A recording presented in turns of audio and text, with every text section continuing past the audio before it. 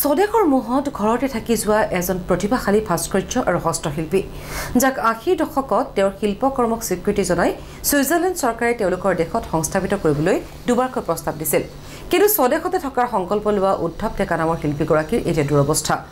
আজিলৈকে শিল্পী পেঞ্চনো লাভ নকৰাত আৰ্থিক সমস্যাত ভুগিছে এই লোকজন অধিক জনাব আমাৰ সাংবাদিক প্ৰাঞ্জল দাসে মাটিৰ মানুহ হৈ থকা এগৰাকী শিল্পী আমাৰ সৈতে আছে মৰিগাঁৱৰ উলুবাৰী অঞ্চলৰ উদ্ধৱ ডেকা তেখেত এগৰাকী স্বনামধন্য শিল্পী আসলতে প্ৰচাৰৰ পৰা বহু দূৰত অৱস্থান কৰা এগৰাকী শিল্পী কিন্তু যাক এটা সময়ত ছুইজাৰলেণ্ডৰ চৰকাৰে নাগৰিকত্ব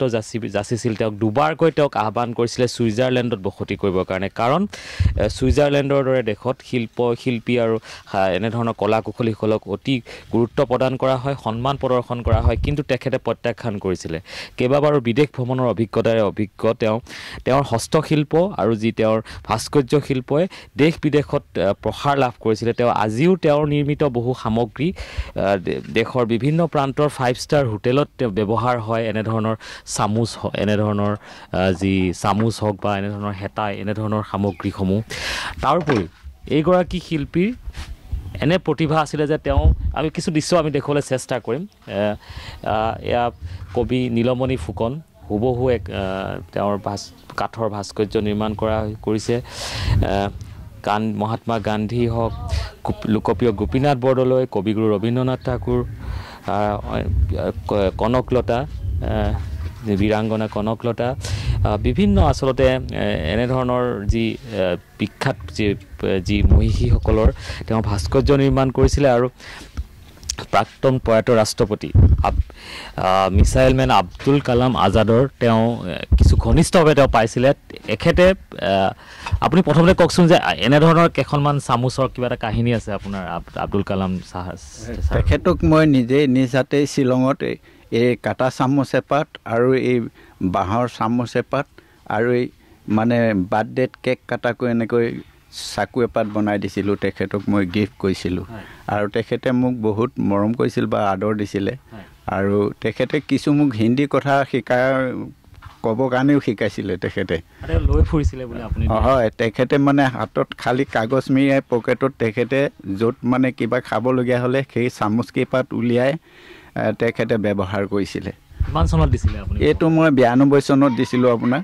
92 চনত শ্বিলঙতেই লগ পাইছিলোঁ তেখেতক প্ৰথম লগ পাইছোঁ তাৰ দ্বিতীয় লাষ্টতে এবাৰ লগ পাইছোঁ তেওঁ আপোনাক কৈছিলে ন হয় হয় তেখেতে মোক নিজে দেখুৱাই দিছে কৈছে যে এতিয়া চোৱা মোৰ এতিয়া তুমি দিয়া বস্তু কেইপাত প্লাষ্টিকৰ নিচিনা ৰং উঠি গৈছে এই বুলি কৈছে নিশ্চয় খুব আসলতে প্ৰেৰণাদায়ক এটা কাহিনী এগৰাকী অখ্যাত শিল্পী এখন ভিতৰুৱা গাঁৱত বাস কৰা এগৰাকী অখ্যাত শিল্পী কিন্তু তেওঁ দেশ জয় কৰিছিলে আব্দুল কালাম আজাদৰ দৰে এগৰাকী মহান ব্যক্তিত্বৰ তেওঁৰ মন অন্তৰ স্পৰ্শ কৰিছিলে আপুনি বিদেশলৈ কেইবাবাৰো গৈছিলে কেতিয়া গৈছিল মই 92 চনতে গৈছিলোঁ 8খন দেশত গৈছিলোঁ ক'ত গৈছিল আইচলেণ্ড গৈছিলোঁ ছুইজাৰলেণ্ড আফ্ৰিকা আমেৰিকা ইংলেণ্ড এনেকৈ 8খন দেশত মই গৈছিলোঁ তাতে খুব এটা ধুনীয়া আপুনি কাহিনী এটা কৈছে যে আপোনাক ছুইজাৰলেণ্ড চৰকাৰে নাগৰিকত্ব যাচিছিলে ছুইজাৰলেণ্ডত মোক দুবাৰকৈ ঘৰত নিব আহিছিলে তেওঁলোকে কৈছে আমাৰ তাত বোলা তোমাক মই যি লাগে তোমাক যি বিচাৰা তাকেই দিম সা সুবিধা চব দিম মাটি বাৰী চব ঘৰ দুৱাৰ চব বনাই দিম বুলি কৈছিলে আপুনি কিয় নগ'লে কাৰণ মোৰ নিজৰ স্বদেশ এৰি পেলাই মোৰ যাবৰ মন নাহিল আৰু নিজৰ ভাই ককাই আছে ভাই বন্ধু আছে মিতি কুটুম আছে সকলোকে ত্যাগ কৰি যাবৰ কাৰণে মোৰ মৰম মানে সেইটো ভাৱ নাহিল আৰু নিজৰ স্বদেশৰ যিটো প্ৰেম স্বদেশৰ এই প্ৰেমটো মই এৰিব নোৱাৰিলোঁ